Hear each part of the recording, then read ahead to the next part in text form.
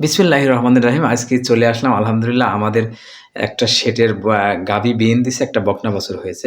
সকাল আসলে ২ থেকে ৩ দিন ভরে আমরা এই গাভীরটা নিয়ে খুবই বিপদের মধ্যে ছিলাম। কারণ আমরা ভাবতেছিলাম যে আমাদের অন্যান্য গাভীন যখন বিয়েন দেয় তখন কিন্তু আসলে আমরা এভাবে দেখতে পাই না। আর যখন এইটা কিন্তু অস্বাভাবিক, আজ ২ থেকে ৩ দিন ধরেই অস্বাভাবিক। এজন্য আমরা ৩ রাত ঘুমাইতে পারি নাই।